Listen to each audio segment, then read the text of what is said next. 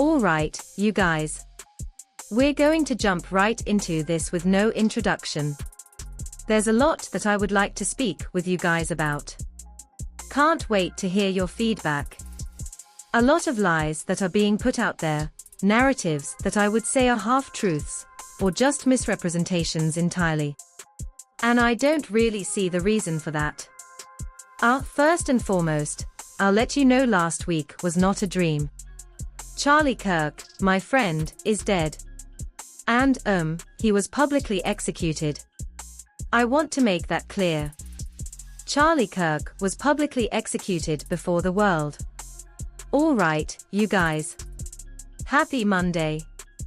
Erika Kirk, man, that she really is just the moment, the speech that she gave. Everybody was just wowed by her. Candace Owens just lit the internet on fire with a wild accusation that's shaking the entire political scene. For days, people saw Charlie Kirk's wife as the heartbroken widow, the face of a tragic loss. But now, Candace is flipping that image upside down, blasting out claims that the story isn't adding up. She's not tiptoeing around it either. She's pointing straight at the woman closest to him, hinting at a betrayal so personal it feels like a movie plot gone wrong. The narrative blowing up online isn't about some faceless hitman in the crowd anymore. It's about someone right inside his own home. Whispers are spreading about strange details, suspicious timing, and motives tied to secrets buried deep in Charlie's personal life. And Candace, she's calling out the wife's version of events, throwing gas on the blaze of suspicion, and making everyone ask if the so-called grieving widow is really hiding something shocking. This whole thing has spun way past just being a murder mystery. It's now a messy saga of deception, where the person crying the loudest might actually be the one with the most to hide. The tension is off the charts and social media is running wild with theories and finger-pointing. So, the question tearing through everyone's mind right now is this. Was Charl? She blasted Instagram with a story so explosive it left people speechless. Flat out alleging that the FBI is hiding crucial details about Charlie Kirk's death.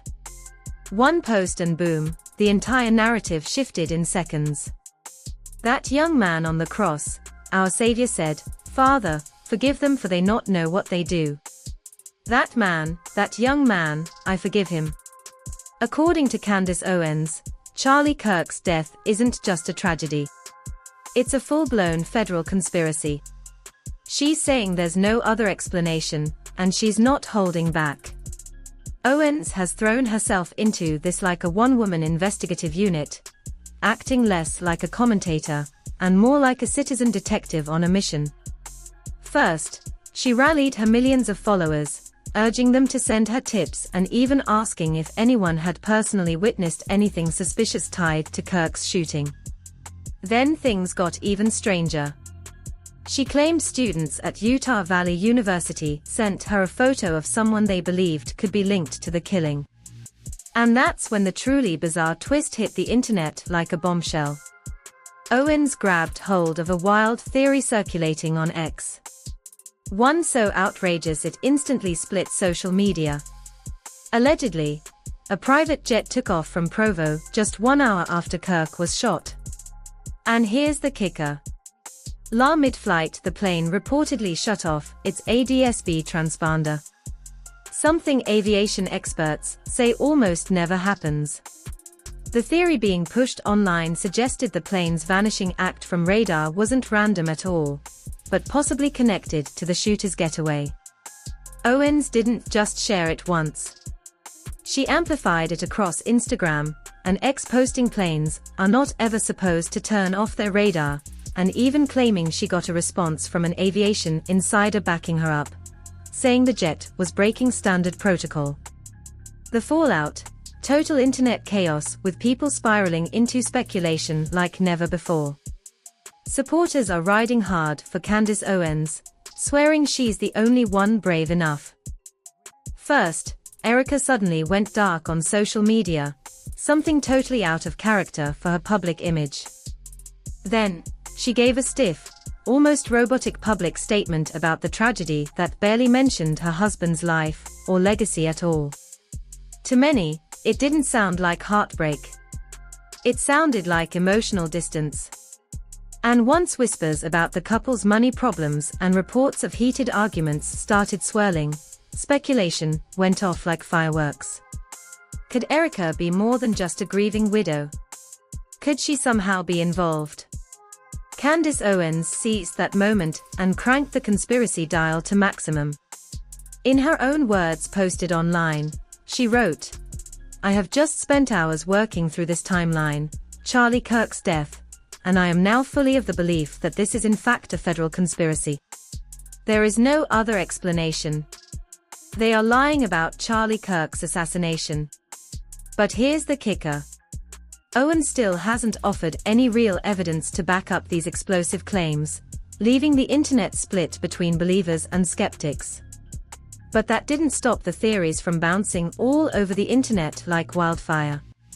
The real twist in all this, Candace Owens and Charlie Kirk weren't just colleagues, they used to be inseparable. Back when she joined Turning Point USA in 2017, she called him like a brother, standing side by side in the conservative spotlight. But by late 2023, cracks started to show, especially after Owens publicly clashed with pro-Israel voices during the Gaza conflict. That fallout shook conservative circles to their core, eventually pushing Owens out of the Daily Wire by March 2024. And now, less than a year later, she's not just in the conversation, she's planted herself right at the center of the biggest political murder conspiracy theory of the decade. Owens isn't only questioning whether the government had a hand in it, she's also stirring suspicion around the very people closest to Kirk himself. And just when you thought the drama couldn't. One post and the mystery only got thicker. Followed by Erika Kirk's stunning example of what the love of Christ truly is. Today was perfect. That's how the tributes wrapped up. But what no one missed was the fact that Candace Owens was watching from her couch, not sitting in the front row. Days earlier on her podcast, Owens revealed she hadn't even been invited, claiming Erika Kirk herself, along with Turning Point USA's big donors, deliberately cut her out. The optics were brutal. Owens, who once called Charlie like a brother, was now pushed outside the inner circle, left to live stream the words of her former allies instead of standing beside them. And of course, Candace wasn't going to let that slide quietly. She even joked about her absence, saying, "There's a 0% chance. First and foremost, why are you saying anybody can go to it? You just buy a ticket to the event." Nope. Actually, while I'm attacking the feds, maybe not going to a public event, which the feds are organizing, is probably a very good idea. I'm good. I'm going to listen to Power on my headphones and go see Yeah. Now instead of mourning. That one comment poured gasoline on the online fire.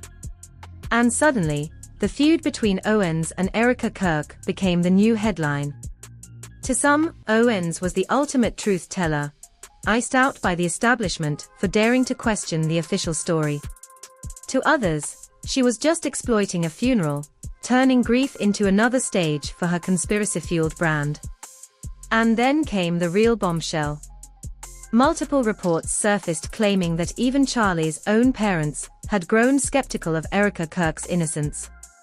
Behind closed doors, they've allegedly voiced doubts about her role, especially after the very public fallout with Candace. The suspicion wasn't dying down, it was spreading. In the weeks before Charlie's death, sources close to the family revealed something shocking. They had reportedly cut off direct contact with their daughter-in-law, Erika, choosing in. Charlie was a friend to Candace and never spoke poorly of her. Though he disagreed with her, McCoy wrote, he never operated nor entertained gossip or innuendo concerning Candace. I only wish at this tragic time of mourning she would be the friend to Charlie that he was to her. He would never have treated Candace or her family in such a way had, God forbid, this tragedy been hers. That rebuke hit hard, especially since it came from someone inside Kirk's most trusted circle and from a pastor, no less. It painted Owens not as a brave whistleblower, but as someone exploiting heartbreak for clicks and clout. But if critics thought that would silence her, they were dead wrong. Owens doubled down, pivoting her claims to a new angle, that Kirk wasn't just another victim of tragedy, but potentially a political target punished for his fiery criticism of US foreign policy and the war in Gaza. Owens fired off a chilling warning. Be very wary and suspicious of the people who are already telling us to stop asking questions about the Charlie Kirk assassination. But she didn't stop there. She cranked the controversy even higher.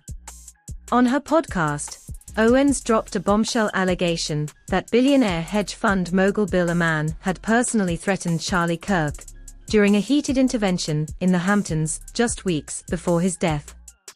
Bill Amann was very upset and threats were made. That is what I am told, Owens claimed. And I will tell you that I am very happy for Bill Amann to dispute this narrative. With that, the firestorm exploded. The backlash came fast. Both Amann and Andrew Colt, the executive producer of the Charlie Kirk show, shot back with categorical denials, blasting Owens's claims as baseless and dangerously inflammatory. But by then, the damage was already done. Owens's wild theories had spilled out of the conservative echo chamber and into the mainstream. Suddenly, it wasn't just right-wing media covering her. Big outlets were running with it, openly questioning if S.